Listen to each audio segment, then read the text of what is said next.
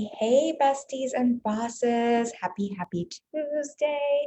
How's everyone's week going? How's your weekend going? It's so funny. I'm just making sure this is working in the Facebook group, and I realize it's so hard to tell between the videos in the group because I almost always am wearing black or gray because my whole closet is black or gray. So I'm like, wait, is it that video with that black shirt or that black shirt? That's the one that's going live, but we are live. Actually, no, this is so funny. I'm saying that actually looking at the last one where I'm wearing a black shirt. So I actually don't even know if I'm live. That's hysterical. The only reason I know the difference is because of the flowers in the background. Too funny. But aren't these pretty, y'all? One of my clients sent them to me today. We just started our renewal today, and they literally showed up at my door like within 10 minutes of our call starting. They were a celebration bouquet of flowers. So they're making it, they're front and center on my desk today, which is how I can now tell the difference between these videos. Anyway, welcome. Happy Tuesday. Tell me how your week has been going. I want to hear all about you. I'm excited to talk about today's conversation. I think this one will be applicable to a lot of you in this group. I know if you're here, I am imagining you're very similar to me and many of my clients. You're heart-centered, you're caring, you probably relate to words like empathy and sympathy and feeling, and bleeding heart might be something. I know I've had people tell me I wear my heart on my sleeve. You probably can feel other people's emotions a lot. Just raise your hand if that feels like you. You don't have to, but I'm guessing if you're here, if you're in this group, that is probably you. And what I want to chat about today is talking about how this can be a really positive and beautiful thing and help you in sales, and also one of the ways this can sabotage your sales. And what I want to specifically focus on today is the difference between empathy and sympathy. I think these are words that can get really confused, particularly in business, and understanding the difference and how the difference shows up makes a big difference in your business. What I want to say before we dive into this whole conversation, I feel so important to speak to. If any of you have ever worked with me or heard me talk about sales before, if you've taken my free sales course, Sell Out Without Feeling Like a Sellout, which I will make sure I link to this. If you have not taken it, we have turned it evergreen. It's a free, completely free 6-week course on the art of sales and selling with heart without the ick. Completely free. I could have sold it for a whole lot of money. It is a gift to you. If you have not signed up for it, you should. So I'll make sure we drop a link to that. But something I talk about a lot is this idea of selling with heart. And I think what happens in our online space, I think it's starting to shift. And I'm such a big proponent of shifting the narrative. But I think there's such I call it bro marketing tactics, old school marketing tactics. I think there's a bit of a narrative still that selling has to be icky, that it has to be manipulative, that it has to be pushy, that the way to sell is to essentially, I don't know, try to trick and coerce people. And so if you are nice, if you're kind, if you're heart-centered, if you care about people, you're screwed. You can't sell. It doesn't belong in business. It's sort of like business is over here, and it's like you got to be a shark, and I don't know, whatever all of that can get associated. And then over here are all the nice people. And so before we dive into today's conversation, let me just dispel how not true that is. In fact, not only have I experienced this in my own business or through my clients who, again, all my clients are heart-centered. They care about their work, they care about their people, and they're having epic results in business. But not only have I experienced that through clients and myself, this is something Adam Grant talks a lot about. Gosh, which book is it? It might be Originals, How Nonconformance Changed the World. It might be one of his other books, but he really talks about this fallacy of like that the nice guy finishes last, which I think is where some of this comes from, and how that really isn't true. In fact, they've really shown how the nice guy often finishes first, particularly in business. And I really want to, through this live, through if you take my free sales course, one of the things I'm on such a mission to share is how you can be kind, you can be caring, you can be heart-centered, you can care about people, and you can also be a business person. You can be a smart business person, and you can make money doing what you love, and you can be in sales, and that they are not mutually exclusive. It's not like either you make money or you're a smart business person or you're a kind person who cares about people. I want to show you that not only can be both, but they can actually go hand in hand. And when you understand some of these concepts, really being a heart-centered human can actually support your business and help you to sell more, make more money. Not just like, oh, I can like figure out how to make this work, but really and truly, this can help you to thrive. So let me know if that is resonating with you. I'd also just love to hear from any of you while you're live. I always love hearing if any of these narratives, if they're stories you have heard, if these are things, what comes up for you when you think about selling or when you think about business as someone who is, maybe heart-centered or cares about people. Have you heard, do you believe that it's sort of like it's one or the other, or that selling has to be yucky or icky? Would love to hear from you. But today, I want to talk to all of you you're about more than making a quick buck. You do have a mission. You do care about your work. You are heart-centered. And my guess is if you're here, you probably feel people deeply. I know I'm this way.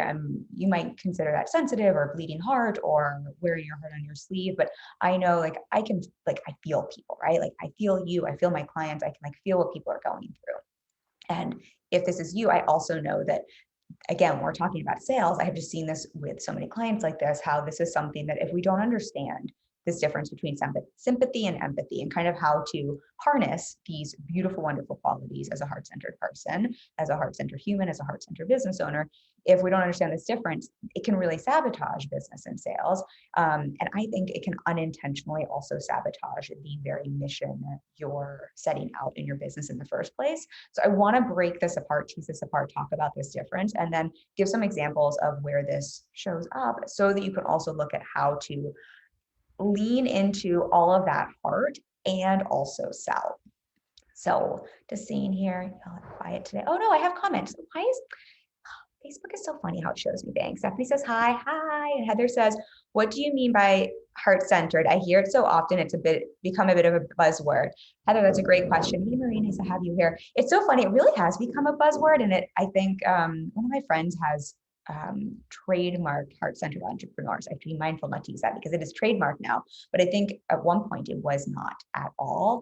When I say heart-centered business owner, I really think about it's someone who is running business from literally a heart-centered place, from a place of caring about people, being mission-driven, caring about more than money, and even more than doing work you love. But generally, these are people who are caring, they're empathetic, they're sensitive, and they care a lot about others. And oftentimes when we're talking about it through the lens of business, I see this as people who they're really caring about supporting people. Not that other business owners aren't heart-centered, but versus someone who might be in business more just for the sake of making a quick buck or just to make money or to maybe make something creative and sell it. Just seeing there are different ways you can be a business owner. I often will, my shirt's falling off, y'all. I'll often talk about passion-driven business owner as well. And I think just seeing passion-driven would be a business owner who is really driven by passion and they want to make money around their passion. Heart-centered is someone wants to make money around being caring, being so funny to try to define a term, but really wanting to help other people, they're helping people. Let me know if that makes sense, Heather. I think a lot of times coaches, therapists, you can be heart-centered and a designer as well, but I think a lot of times are those humans who want to help other people fall into that category. So hopefully that makes sense and keep the questions coming. You all know I love me some questions. So I thought to start, what would be helpful is literally defining the difference between sympathy and empathy. So what I want to dive into today, because I really think if you can understand the difference between this, you can see how one of these words is where some of the power and genius in marketing and sales comes from when we really look at the human psychology behind marketing and sales. And one of these is really disempowering and co-signs people's stories and keeps people stuck and really doesn't raise someone to a higher standard, which I think is so often what we're doing as business owners when we're selling something, especially for those of you selling a higher ticket service. Anyone have any guesses which is the term that is more empowering and which is the one that's more disempowering? And I realize we have a lag, so by the time some of these guesses come in, I might already be giving the answer. But if you have any guesses, throw them at me. Heather, Marie says another pop. Yeah, there might be, they're digging out the street outside. I think it might also be my chair. I keep blaming it on them digging the street up outside because they've been doing that for the past few weeks. But I think I actually need to buy a new desk chair because it keeps making funky noises. So that's my fault. I've seen if we have any guesses, and then I'm gonna answer this for you. So I will give you the definition, then I'll break this down, and then we will go through. I have a couple examples. I think I have 3 or 4 examples of where this shows up. So empathy, this is not my definition. This is the Google's, this is the dictionary. Empathy is the ability to understand and share the feelings of another. So empathy, the ability to understand and share the feelings of another. Those of you who identify as empathetic or know someone who's empathetic, that really is like someone who's like, I can feel you, I can understand you. Like I really can understand what you're feeling. Sympathy is feelings of pity and sorrow for someone else's misfortune. Feelings of pity and sorrow for someone else's misfortune. Or the second definition there is understanding between people, a common feeling. So sympathy, if we think about sympathy, that is, generally if someone has passed away, then you would send a sympathy card. That is, I'm feeling a bit of pity and sorrow for the bad things that are happening to you. Understanding the difference there. Bummer says not champagne. The pop. It would be so great if it were champagne. I should just make that true. I did a champagne live once and it was very fun. Maybe we have a free training next week. Should I make that a champagne free training, y'all? You have to let me know if you enjoyed that when we did that last time. I'll talk more about that at the end. You can just throw in your votes and we'll decide if that is or not. Let me get back and not take us off track from our topic today. I'm having a little too much fun with y'all. Okay, so empathy, ability to understand and share feelings of another. Sympathy is feelings of pity and sorrow for someone else's misfortune. And this is where I want us to see the difference. Empathy, when you can run your business from a place of empathy and when you can sell from a place of empathy, this is really where you are able to stand in your power, really feel what someone's going through, hear, understand them, and really connect with them, but not take it on, right? It's like I can empathize with you. I can understand what you're going through, but I am not taking it on as my own. I am not co-signing that as a story. I am not saying like, and yes, you're right, you should feel this way. Versus when we're sympathizing with someone, and I will give more concrete examples here, but in your sales process or in your marketing, that is when we are accidentally disempowering someone. When we're talking about this in the scope of business, there are places outside of business where sympathy really makes sense. But if I'm sympathizing with someone in business who's like bringing their sob story to me, instead of empowering them or holding them to a higher standard, instead of understanding, hearing and understanding them, what I'm essentially doing is feeling pity for them. When we feel pity for someone, kind of looking down on them, right? We're like, you're in a bad place. I feel bad for you. I feel sorry for you. And unintentionally, we are taking away someone's power. And unintentionally, we are co-signing their story. Again, this makes sense in certain circumstances outside of business. It makes sense if I am grieving for someone to sympathize with me. That is something I want. I do want someone to feel sorrow for me. That makes sense in that situation. When we are talking in the scope of business, for the majority of you and what you are selling, if someone brings something to the table and you shift from empathy into sympathy, you're unintentionally disempowering them, co-signing their story, and really contributing to a narrative that keeps someone stuck in their story. You're kind of like, I feel so sorry for you. That sucks. Instead of, I feel you, I hear you, I understand you, and here's what else is possible. Can you see that difference there? And again, I will give some examples, but I just want to see if that like main difference makes sense. I really see empathy as I can hear and understand you and also hold you to a higher standard. Whereas sympathy, and again, we are only talking about in the scope of marketing and sales. We're not talking about, there are times and places for sympathy, but sympathy, when we're talking about the scope of marketing and sales, really is, I feel bad for you. You're stuck. I'm sorry, I'm not going to hold you to a higher standard. I'm going to co-sign your story. Does that make sense? Let me know if that resonates with y'all and if that difference makes sense. And let's break down and talk about some places this shows up. And we can start with sales, but I'll also show some other, I really think this can show up for those of you who are service providers in the way you serve clients and in your marketing as well. But since the title of this is about sales, let's talk about how this shows up in sales first. So one of the biggest places I see this show up for heart-centered business owners in their sales conversations and in sales is really in that sales conversation when objections come up. And what I find, I think this is one of those things where, again, if you're a bleeding heart, I hear you. I like wear my heart on my sleeve. My clients probably laugh because I cry on the regular or tear up on the regular. 2 clients today had me tear up on calls. Like, I'm a bleeding heart. I am empathetic. I feel my people. I care a lot. So I feel you. I get you. That's also me mirroring empathy for you. But when we're in a sales conversation with someone and someone brings up an objection, and a whole story along with it. So for example, I can't afford it because of fill in on the blank and all the reasons someone can't afford it. After they've said like, I want to work with you, I really want this, but I can't afford it because my car just broke down. I have another car payment coming up and my uncle is in the hospital and because we have expenses coming up for vet bills. Here is the difference between sympathy and empathy and how this can affect your sales conversations or your sales process. What I see happen for many people who are heart-centered and bleeding hearts is they shift immediately into sympathy and they sabotage their own sales process and booking clients. And unintentionally, they really keep the person they're speaking to stuck in their limiting story. I think something to remember, whether or not you're a coach, I think this is helpful just in the scope of sales and just understanding humans. Us humans love to fight for our limitations. It's sort of like whatever limitations we have, whatever stories we have, whatever things are keeping us stuck, our brain isn't designed for growth. Our brain isn't designed for success. Our brain isn't designed to like keep expanding our comfort zone and growing, right? Those are all things that are generally uncomfortable and ask us to literally step outside our comfort zone, which otherwise everyone would be successful ever because it's, so amazing. What happens for most people when they're asked to do anything that's going to stretch them, the brain is like, that's uncomfortable. That's going to get us outside our comfort zone. Let's kick up all our limitations and stories because it's a really great way to stay stuck. When someone is sharing their objection, their limitations, they just like want to fight for it, right? They just like want to grapple for it. I'm sure you possibly been in that. I know I've been in that before when I'm in a place where it's like, I want something, but I'm resisting the discomfort. My brain is just like, and here are all the limitations and reasons you can't have that thing.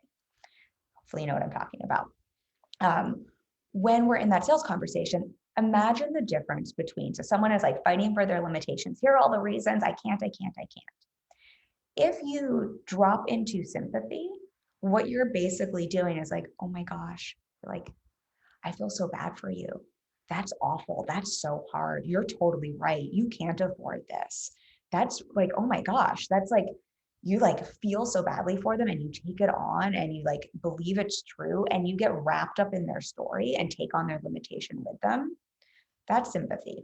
And what happens in a sales conversation or in the sales process when you drop into sympathy and you get wrapped around someone's story and feel pity for them, not only do you stop having a conversation and talking and challenging their limitations and talking about what's possible and holding them to a higher standard for what they say they want to help them move past their limitation, you're essentially like, yep, you're totally right. I'm going to co-sign your story. This is all true. And now you unintentionally are also from the sympathetic place because you're like, I feel this, I feel them too. You're getting wrapped up in their limitations as well. And you're not able to see past their stories. It's sort of like, oh, yep, I'm buying this. And I am getting emotionally wrapped up in this with the person in front of me. Does that make sense how that happens? And I think, again, even if you're not a coach, I think for those of you who are coaches, or I'm not a therapist, but I have clients who are therapists. I think one of our jobs is really to be able to come in to a conversation and to stay neutral and to not get wrapped up in someone else's emotion, even if we're empathetic. But even if you're not a coach or a therapist or in that space, I think if we're in a sales conversation with someone or if we're selling something, one of the biggest gifts we can give on something I would offer that I think, again, even if you're not doing coaching, something that's really valuable is to look at how can I show up for this conversation neutrally and not take on someone else's emotion, not take on someone else's story, not sympathize by pitying them and essentially taking it on and believing it as true. Because again, that disempowers someone. Let me see if this is making sense. And then I'll see the comments here in a second. Versus you can be in the same conversation and be a bleeding heart and be someone who cares and empathize with the person in front of you by hearing them and understanding. Remember the definition, let me pull it up. Where's my definition of empathy? Is the ability to understand and share the feelings of another. You can still hear them, understand them, share in those feelings, and that like you don't have to be a rock if you're coming in neutral. And I hear you. I understand you. Like I've been there before. Like I can imagine that must feel challenging, right? You can still share in that with another person without saying, and I pity you, and that is true, and now you're stuck. Do you see that difference? So empathy is really, I hear and understand you. And that becomes suddenly a powerful tool in sales conversations where you get to use the fact that you have a beautiful heart and that you care and that you can hear and understand and feel people. You can use that to not only facilitate a sales conversation and then to open up and support someone in front of you past their limitations, past those stories, past those blocks, past all those things they're like fighting so hard for because, you know, they're human and they want to fight for their limitations because it feels scary to invest or scary to change. You can support them by being empathetic and hearing, understanding them and not making them feel wrong without sympathizing and pitying them and essentially telling them they are stuck.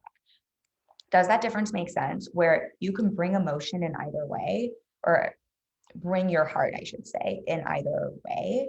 I think sometimes not getting wrapped up in someone else's emotion can be very powerful, but you can still bring your heart in. You can still care. You can still hear. You can still understand. And I would even argue that in a situation like this, when we're having a sales conversation, being empathetic is the most caring thing you can do. And it normalizes, right? It allows the person in front of you to feel heard and understood and to create that safety and that trust that's so needed for them to see past their limitation and for them to be able to feel safe enough to buy without dipping into sympathy, which is like, oh my gosh, I feel so bad for you. Yeah, you're right. You shouldn't invest in this thing. Let me see if that is making sense for you. And let me see this comment. And Heather says, yes, it makes sense. Thank you. I know I'm always asking that, but since we're having a one-way conversation here, it's helpful for me to always check in with you. Marie says, don't go, let me see. She says, don't go here. I'm off track. What about someone you have hired to do something, employer or contract, and they don't do a good job, take too long, etc. And then she says, but if you are mean, if you expect them to work when they have problems, but you see them going skiing, etc. I'm selling the opportunity to earn money. Yeah, I think that's a great example. I think that's really the same thing. I think you can empathize with someone, right? If they're, I think here checking in, I think a few things are coming up. So if you have an employee in a contract and they're not doing a good job or they're taking too long, I think there's a few things that come up for me there. I think seeing just from a heart-centered and a person who cares space, I think there's a way we can almost take on the responsibility for other people and not want to make people feel bad or come across as mean, as you said, and just seeing it's not mean to set expectations and to lead someone and to be clear with someone what that contract is. And I think even reframing that's not mean. I think sometimes, again, as people who are caring, we can think things are mean, that really like this is the agreement you've made. And yes, you're selling the opportunity to earn money.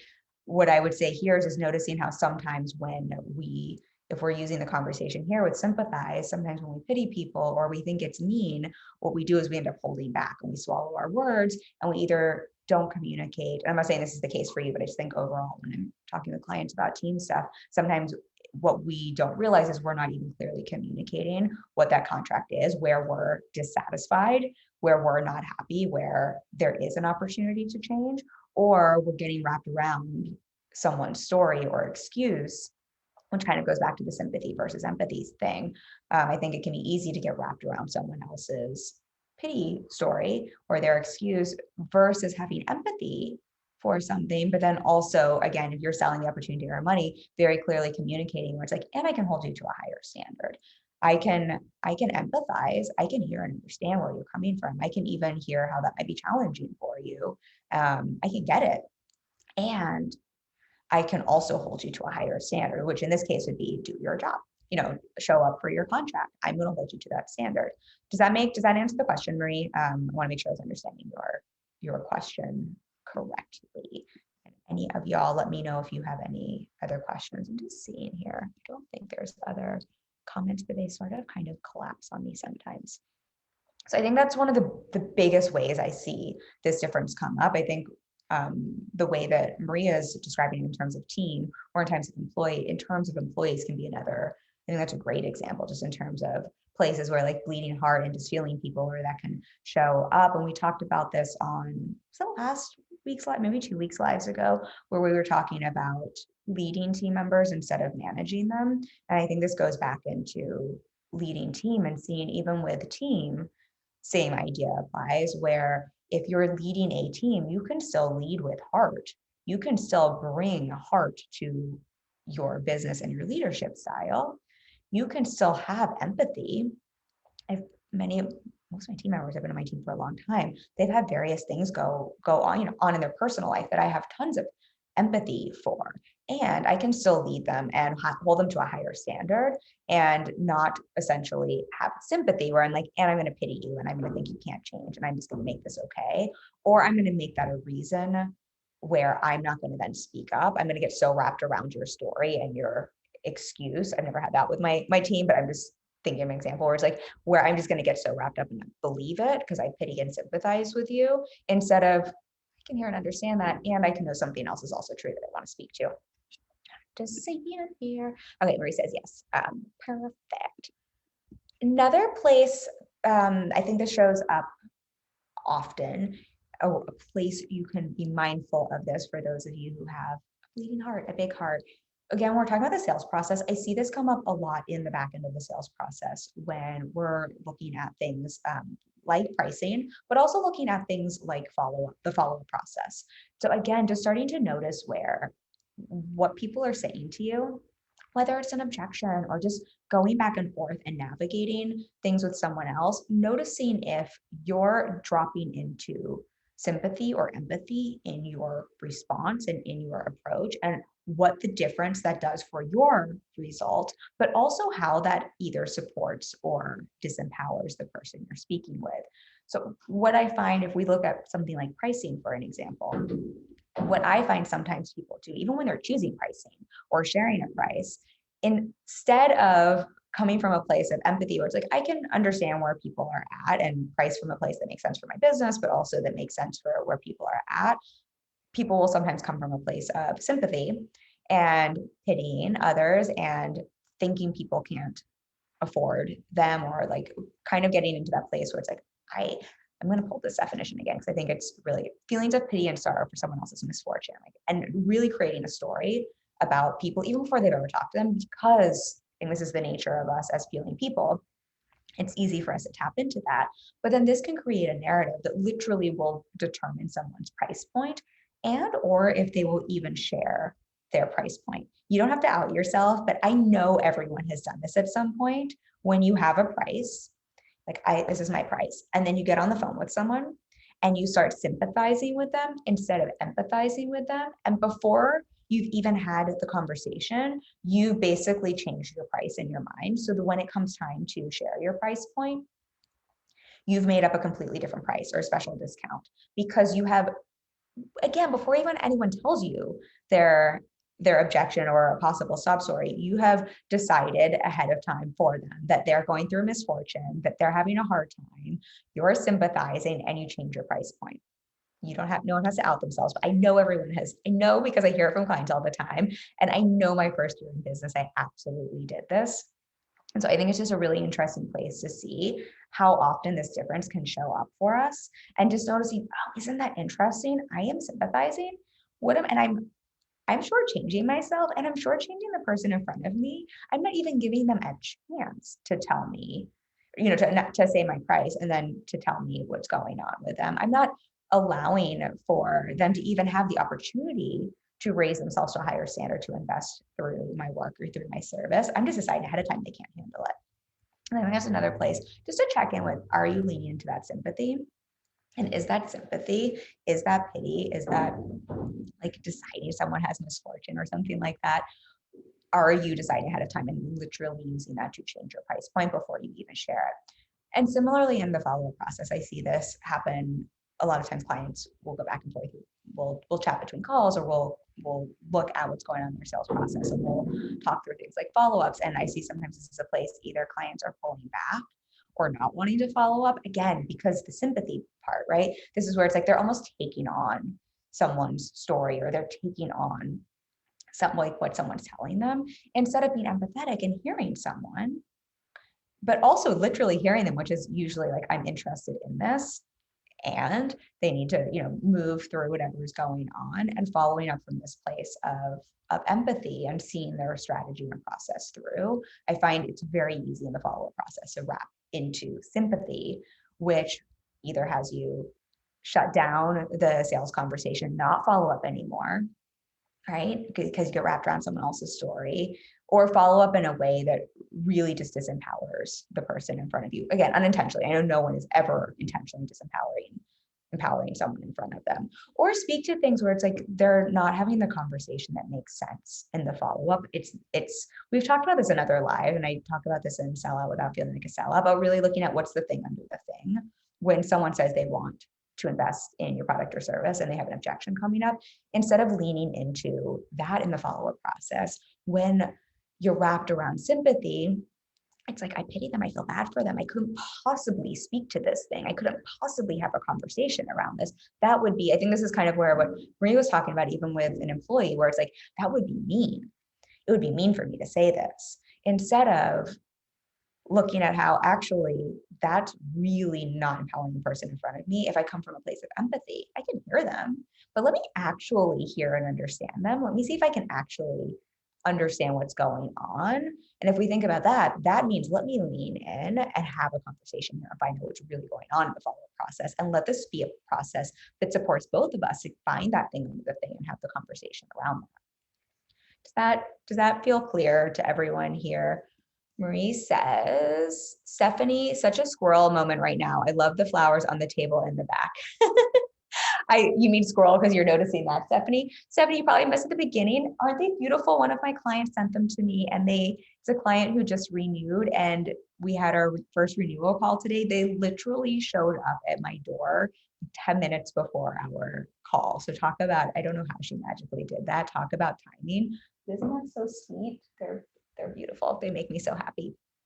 Talk about being an emotional human here, feeling all the happy tears for something like that. So I appreciate your squirrel moment, Stephanie. Marie says, how do you deal with a sob story that is manipulative angle to try to get a lower price? This is my price. What words do you use?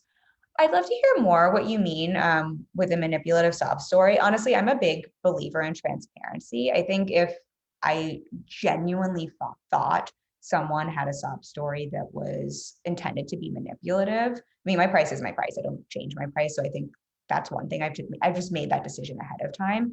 I think it's easier to feel like your price can change when you haven't fully decided in your price point and you're not solid or sold in it. But I'm very clear and solid in my price point. And for me, if this is helpful for everyone to hear, just the way I think about it, I also know, because I have other clients paying me, for me, it would feel so unfair to change my price point for someone based on whatever they're sharing when other people are paying what my rates are and investing in themselves through me in that way. It feels like that would be very unfair and out of integrity for my client. So it makes it very easy for me to stay in my price point. But to answer your question, if I genuinely thought someone was consciously trying to manipulate the price point, I would honestly speak to it. I was talking about this with a friend yesterday. I think there's just such power in transparency, always, in all relationships, in my relationship with my fiance, with friends, with my family, with clients, on client calls. One of my rules is I'm always going to share what I'm thinking. I'm always going to be transparent. So particularly in a sales conversation, and it might be a little different for everyone depending on what you're selling, but for me, because my work is also so connected, I'm going to spend so much time with someone. I want to work with people like that I feel like are a fit. I want to be transparent. So I would just honestly call it out. And I would, depending on however the conversation went, I would say it in a loving way, but I would let them know, like, hey, I don't know, like, what's coming up for me when I hear that from you is this feels a little bit like a bit of a story or a bit of an excuse. And it almost feels like a way to try to manipulate the situation or to try to change the price point. Does that feel true for you, or what's coming up for you around that? I'm not offended by it. My price is my price. Like, this isn't change, but I'm curious what that's about or what comes up for you around that. Why you feel like that's a way that you get what you want, or a way for you to ask for what you want. I'd so much rather you just ask me and be transparent yourself. And just curious if this is a pattern of yours, or if this is something because you feel like, you have some fear coming up around the price point, or if you feel like you're not allowed to ask for what you want or share what's coming up for you. And I'm, again, so dependent on what's coming up for someone, but I would use it as an opportunity to speak to it and then find out what's really going on. Something I know to be true for all of us. None of us are ever doing anything intentionally to be malicious or manipulative. Even if it is intentionally manipulative, we're all we're all doing the best we know how in any given moment at any given time. So my thought process in sales and in coaching and anything in business is when someone brings something, when something like that comes up, the person who is attempting to be manipulative or lying or whatever's going on, there's a part of their brain that thinks that serves them. And so I'm always sort of like, I'm going to speak to this and like, what's going on here? Like, I want to know more. Like, how else is this showing up in your life? How else is this affecting you? How else is this keeping you from what you want? Like, what's going on here? And I find then it's a great way to speak to what's going on, but you can also find out like what's the real thing here and if it's a fit to work together. Marie says, I'm buying an 8K puppy, live in Manhattan. I'm poor. I can't afford your price. Can you lower it? Yeah, I mean, I think every please, what is the please to? What part is the please to? And I think, yes, I think to everything you're saying with a puppy situation, I mean, I may or may not say this is a tactic that works for you elsewhere, but I think even for something like this, you can just say, I hear you. I mean, said with love, I know what the cost of living in Manhattan is, and you can empathize. So kind of bring it back to the point of our conversation here, you can empathize with someone instead of sympathize. I think that's a good way for us to look at this. The sympathy part would be like, you're right, it's so expensive to live in Manhattan. 8K is a lot for a puppy. Let me lower my rates. You totally like, which means you're either going to sabotage your rates or you're buying to their story versus you can empathize. I totally hear and understand you. Manhattan, from what I know is, I mean, I know because I live here, but it's an expensive place to live. And I hear you. 8K it is a lot to invest in a puppy. There's a reason for that, which you can speak to. And I also know this is something you're really saying you want, and you got on the phone with me for a reason. So, and then opening up the conversation, I think it depends on what else you had a conversation around with them, but talking about if this is a puppy you want, how can we look at, what's coming up either around the investment point or way we can make this work so that you can have this puppy you want without, not being able to pay your Manhattan fees or rents, or pointing them to, I think in your case, it's a little different than something like a coaching service, or they're maybe not a fit for this puppy.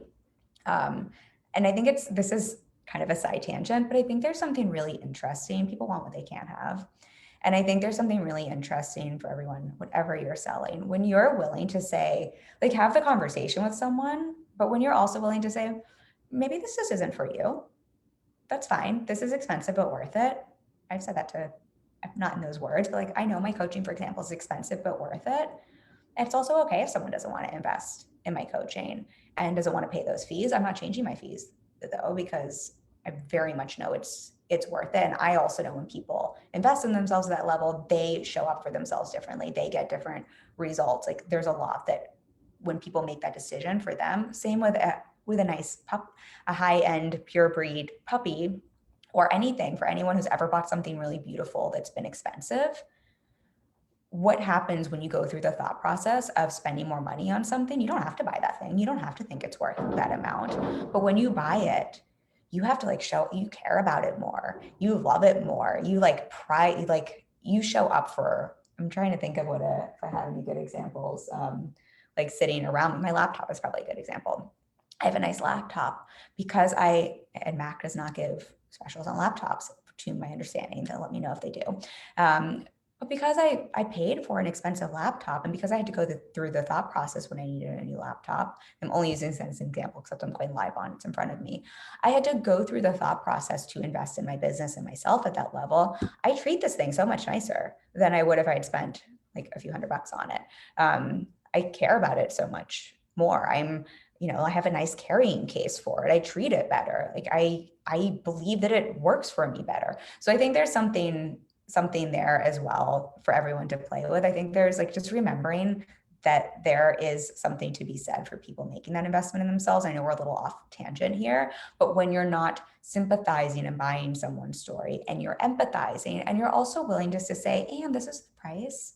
Like I'm willing to support you. If you're saying this is something you want, I'm willing to empathize with what's coming up and I'm willing to support you through the decision-making process and whatever limitations might be coming up and take it or leave it kind of a thing. There are other options out there if you want something cheaper. This is expensive for a reason. there's a lot of power in that. And I think, again, there's a lot of power in that, not just because people want what they can't have, but that allows you as the service provider to then get back into your power. It also allows the person on the other side to get back into their power. When someone is trying to, I don't want to say bargaining is a bad thing, because I mean, I think all of us are not going to be mad if something is less expensive. And I never want to be mad at someone for asking for what they want. So I don't even think that's the conversation here. But when someone's coming from this place of like, I can't afford it, and they're giving the sob story, they're out of their power, right? They're in their victim story. They're in like, someone come save me. So as soon as you're like, it's expensive but worth it, like take it or leave it. I'll support you through this. I will empathize. I will hear and understand you. I'll either support you to make this decision, or like, that's fine, you can get something else. You also allow the person in front of you to stop that story and to have their power back, and they can make a decision. Is this the thing they want to spend money on? Is this not the thing they want to spend money on? Marie says, hearing the words you would use helps. Thank you. My pleasure. If they do not think I deserve to clear whatever amount of money, that is not my problem. I do not charge more if I'm going to Manhattan or North Carolina. I charge for a day of work. I think that's such a beautiful decision for you as well. And I think that's really nice for everyone to hear as well. Oh, yours, Marie, you said please. That's what they say. I got you. But I think that's really nice for everyone to hear as well. You're charging for a day of work, and just seeing there where it's like, and that's the decision period. I charge for a day of work. These are my rates. And then here's the beautiful thing. So kind of bringing it back to what our conversation here is about today, and being a bleeding heart and being someone who's a business owner who also cares about people, and seeing how it gets to be both. You get to care about people, and you get to be empathetic, and you get to be a business owner who makes decisions and also cares about yourself, and who says, this is my service, this is what I charge, this is what I deliver, these are the decisions I've made, I charge for a day of work, or I charge these rates.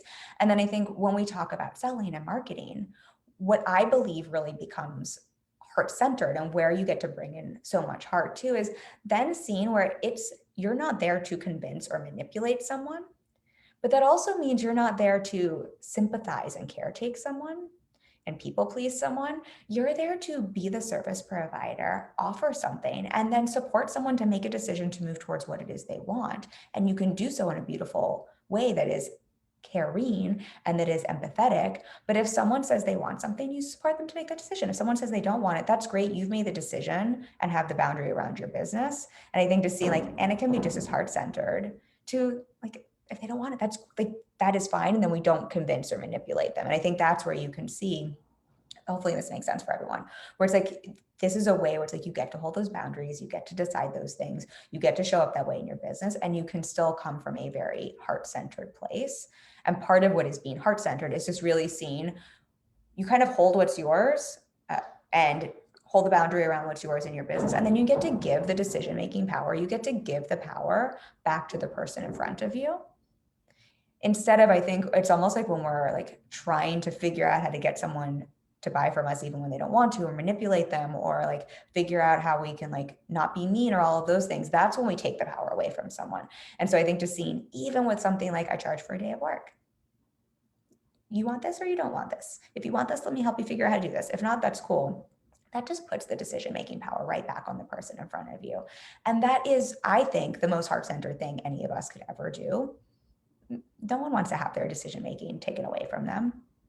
Not conscious, not consciously, even if there are some underlying patterns there. Hopefully y'all that makes sense. Let me know if you have additional questions. And I had one more example if you want to hear it. Oh, we didn't even talk about this in content. I have two more examples, but I've already, sometimes I laugh at how long I can talk about a topic. It's already been 45 minutes, y'all. And I'm saying y'all a lot today. I think I've had like a Southern injection. Let's talk about content and copy real quickly. And then if we have time, I'll talk about the other example here. But I think just again, when we think about writing copy and writing content and putting your work out there, the same thing applies here as someone who has a bleeding heart, really being mindful of, am I being sympathetic or am I being empathetic? Sympathetic sounds like when there are things going on in the world, or when you want to share your story, or when you want to share challenges you see people going through. We'll talk about that in content, and we'll write a post about things in the industry or things, challenges or pain points your clients are going through. Sympathetic is basically saying, oh my gosh, I feel so bad for you that you're going through this thing. That's horrible and awful. And that must be so hard. And doing that in your content. And I think you all know what I'm talking, or saying like, here's what I'm going through, and almost having a pity party. That's when we're coming from that sympathetic energy, which really either disempowers you or it disempowers the person you're speaking to in your content. It's sort of the opposite of an inspirational post. And I'm sure some of you have read posts like this before where someone like goes into this long thing. They're sharing all of either their clients' challenges or their challenges, but it's really coming from this place of like, look at how bad this is. Look at my, like, let's go back to the definition. This is the misfortune you're going through or I'm going through. Feel bad for me, feel sorrowful for me, feel pity for me. It will grab attention. I think content like that will actually absolutely grab attention. But I think this is the kind of content that keeps people stuck. It doesn't give people a solution. It's not really value driven as much as it's more like, this is when people are like, oh my gosh, me too. The other part of the definition for sympathy is an understanding between people, a common feeling where people are like, oh my gosh, I feel that too. And what happens? Then all of a sudden people are like, everyone's down. Everyone's like, oh yeah, life is so hard. I think COVID's a great example. It's why I'm mindful not to talk too much about, I know people are like dumped, what is it? What were people saying? Like a dumpster, trash dumpster year or whatever, and how horrible COVID is. And I think there's a way like talking about COVID where we can almost do this thing where everyone's just sympathizing about how horrible it is. But what we do is we keep that story going, right? We're like almost bringing people down versus empathizing. You can empathize with something. I'm super, like COVID is very real. You know, we have very many real things going on in our world right now. I can empathize with challenges my clients are going through and the things I help people with, and empathize and say, I hear you. I get you. Like I've been there. And I'm not going to take it on, and I'm not going to co-sign that like it has to be that way. I'm also going to offer you a solution of how this can be better, of how you can raise to another standard. And I think that's the way I've just seen even in content where sympathizing is almost like getting wrapped around and looped around the story and stuck in the mud, versus you can bring in empathy to your content. But I think where it gets empowering is then seeing like, let me empathize, but also stay in my role as a thought leader, as a business owner, as a service provider, and offer that solution, offer that different insight, empathize. I hear you, I understand you, and here's this other thing. It's sort of like it's the difference I think between taking on and being sucked into versus there's this. Has anyone heard this in the coaching space? They talk about this a lot. The difference between caring, or how do they say it? Between hold and holding. I think empathy is kind of that way. You can hold, take on, which is I think more like the sympathy, versus you can hold space. You can hold the idea. You can hold, hear, and understand someone. I think coaching is very much that way. I can hold space for someone. I can hear and understand them without holding, without caring, without taking it on my own. Very much the same thing here when you're looking at your content and you're looking at your sales process and you're looking at how you're interacting with people. Again, even if you're not a coach, I know we have many people in this group who aren't coaches or therapists. That's not the point here. But I think just seeing how it's so much more empowering, even if you're someone who feels a lot, and I know most of you are, and you're someone who cares a lot, you can care about your people in your content, in your marketing, in your sales without carrying the load. And that difference is the difference between, I think, like what keeps people struggling in business versus allowing you to be a thriving business owner who is also heart-centered, who also cares, who actually helps people overcome their challenges and problems, you know, whatever you're supporting people with. Just seeing here, I don't see any other comments. And I'll put a quick button on this. And as I'm wrapping up, y'all let me, there goes y'all again. Y'all, now I'm gonna be hyper aware when I say that. Y'all let me know if you have any last questions. But I think the last place I would put where I see this really show up, and this isn't necessarily, well, it is part of sales, because I think a big part of the sales process is what happens after you make a sale, which is serving clients really well, keeping clients, and having repeat clients. I think that's absolutely a part of the sales process. What we were just talking about here, thinking about being a service provider or a business owner, and being a successful business owner who's serving clients and actually helping them with their challenges and whatever, you know, you're supporting people with or serving. If you can look at the difference between sympathy and empathy, I think this also shows up in how you actually serve people. We're just talking about the difference between holding space and taking something on. caring for someone and carrying and taking that weight on. And I think that's the difference between sympathizing and empathizing. Again, there is a place for sympathy if we're talking outside of business, even inside of business. If someone has a loss, you're going to want to sympathize with them. But really, we're talking about the general scope of your work and how you're serving clients. And I think remembering, if you are a service provider and we think about what is the definition of being a business owner, we're helping people solve problems, right? Move away from pain and seek pleasure. We're helping people get what they want to feel good and to solve problems. So oftentimes as a service provider, a lot of what you're doing, a lot of what you're selling is being a problem solver of some kind. And remembering that it's going to be normal for people to bring problems to you. That's why they hired you. That's why they're paying you. They have a challenge or a problem, and not then sympathizing and pitying someone who's coming to you with a problem, and instead empathizing here and understanding them, but not taking it on and seeing, wait a second, this is normal. This is my job. That's why someone's showing up. That's why they hired me. They hired me because they have a challenge. They hired me because they have a problem. They hired me because they want support with this thing. And the best way I can actually show up in my role and be that supportive service provider is then not to pity them, not to make them feel like they have misfortune or there's something going on here that's wrong, not taking this on myself, where it's like, I'm now going to get so wrapped up in the emotion that I'm pulling back that definition. I think that where it's like that common feeling where it's like the difference between like, I can feel with you versus like, this is ours to share. I think seeing that actually doesn't serve someone versus like shifting into, I can empathize, I can still feel, I can still hear and understand them. I can still even feel what they're going through, but I'm not going to get taken over by their emotions or even see like what they're going through as a problem that can't be solved. And I think that changes so much of not only how you're able to literally show up in the service for your clients and the results they're able to get and what you're able to help them with, but how you feel running your business. Because if you're constantly getting wrapped into sympathy, your emotional swings, especially if you're a feeling person, as I said, from one feeling person to another, is going to be all over the map. Versus if you can come more from that place of empathy, the hold versus holding, right? The carry versus carrying, or the carrying versus carrying, then you're going to see you can have an easier time running your business and supporting clients instead of constantly being at the mercy of whatever emotions other people are throwing at you.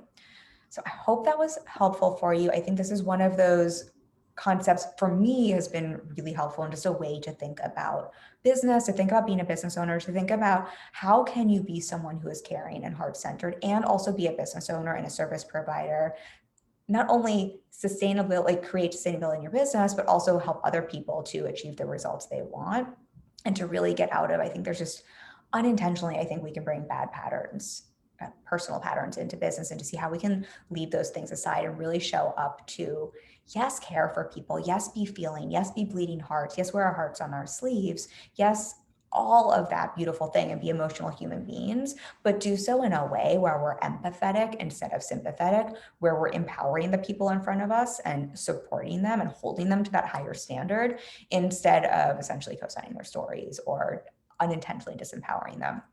I think you'll find this difference. I love to say this difference makes all the difference, but understanding this difference, I really think can make all the difference for you, again, as a business owner, but also for your clients. And I think you'll start to notice how many places this shows up for you in marketing and in your sales. What I want to say before we wrap this up is a reminder. We have a free training next week on Tuesday, Create Your Business Blueprint and Money Map. I haven't had a free training in a couple months. We had the sellout of Feeling Like a Sellout, and we had the podcast, and we did the Q&A a couple weeks ago. So we haven't had a free training in a second. So if you want to join me for this, I am excited. I do not believe in complicated business plans unless you are like going out to get funding for something. Most of you who are in this space do not need some complicated business plan. However, I think having a clear map in your business, a clear blueprint that is personalized to you and what you're trying to create is very important. And having a clear pathway, a clear customer journey that you can walk people through, that pathway to making money, is a really important part of business and that foundation. So we're going to walk through creating your business blueprint. And I say your very intentionally because I'm all about creating your version of success and doing things on your terms.